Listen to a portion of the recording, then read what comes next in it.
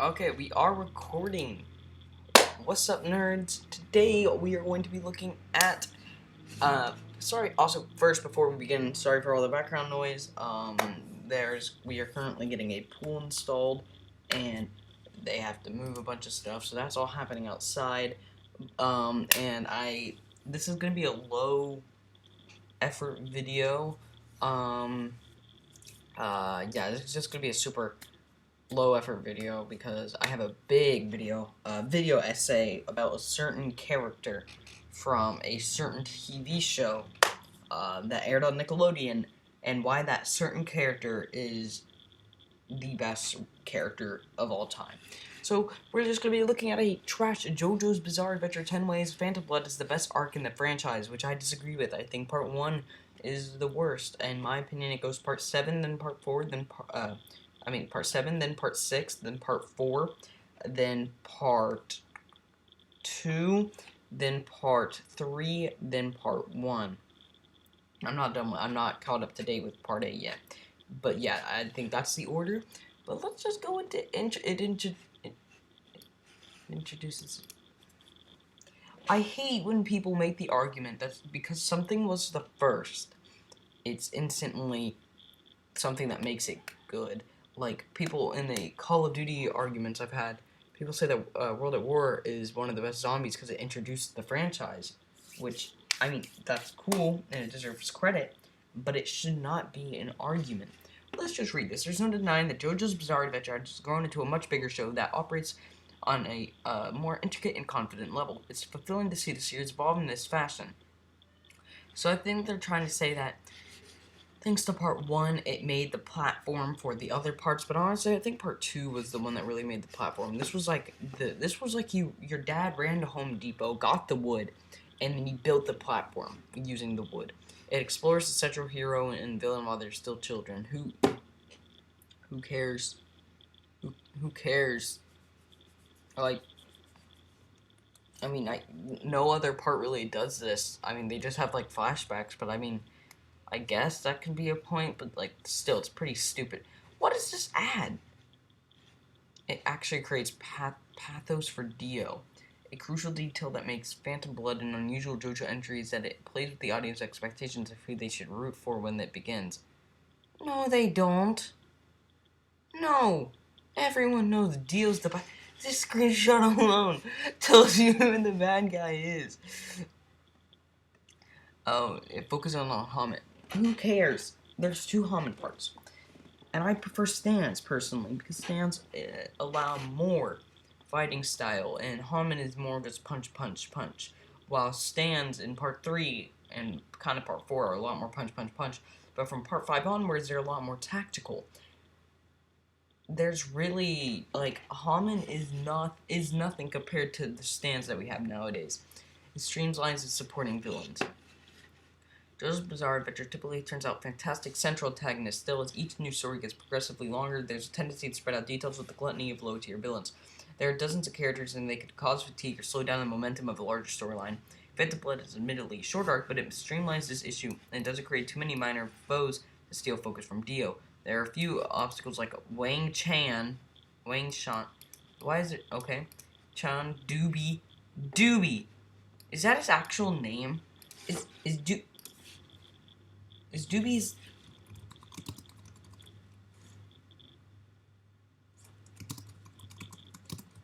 Doobie?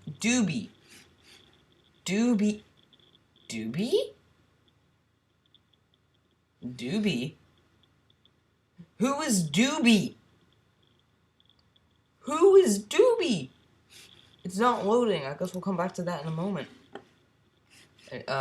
So it's saying that, like, the villains aren't, like, full characters, which is something that's really bad about part 1. They're all the villains suck. Exploits of Jonathan. This is my favorite picture of Jonathan, with the hummin' and the hummin' clackers, the hairstyle. This is Jonathan. Oh my god, it's so stupid. It's so dumb. As his status as one of the top JoJos, his character experiences fascinating development. No, he doesn't. All of his development is in 2 episodes. While with Johnny, Jolene, Josuke, Giorno, Jotaro, Joseph, literally every other JoJo gets their development throughout the part. Giorno at first was pretty timid, and then he proceeds to 7-page Muda Man into a garbage truck. Johnny at first was a cocky, arrogant little SOB, and then over time he becomes more lovable and his goals become more like for the group rather than for the person. And Jolene, she starts off a lot like Jotaro but develops into her own fully fledged character. It's so stupid. It turns Dio into a villain and ignites his Joestar. Who? It doesn't matter. Dio was always a villain. Dio is honestly kind of just a naturally bad person.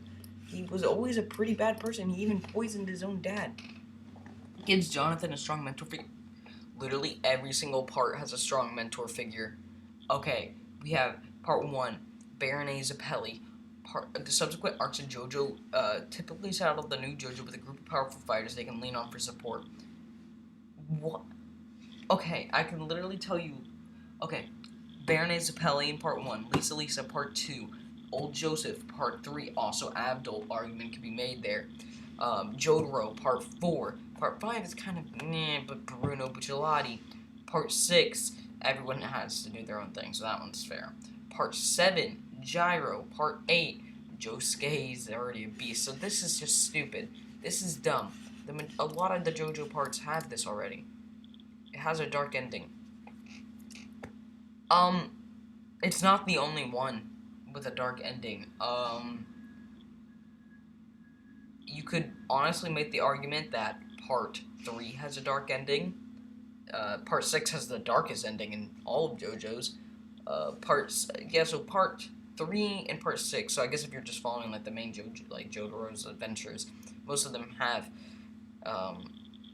a dark ending. I mean, some of them don't. Like, part 7 is very bittersweet. Part 4 and part 5 feel good. Part 8 we don't know yet, but I guess this is honestly a pretty fair point. CBR, this was a fair point. I do love part 1's ending. This is a cool screenshot. It allows JoJo to fall in love.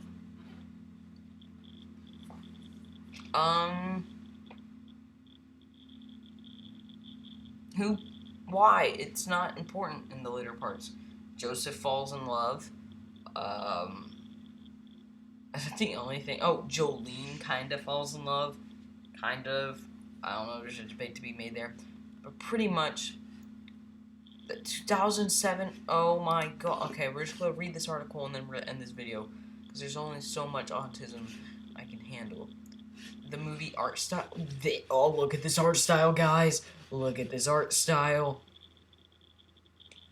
Yeah, well, duh, the animations could be better. The movie theme song, I actually can't give an opinion. Opening sequence, yeah, fair. Uniqueness, because it changed the main plot. Accuracy to the original, yeah, that's the point of an anime. The character designs is literally the exact same as the anime and manga, but not as good. Production company behind it, I guess. The action. This is the part 3 OVA. And the characters. They're the same character. CBR is the greatest website on the planet, and you can't change my mind. Goodbye.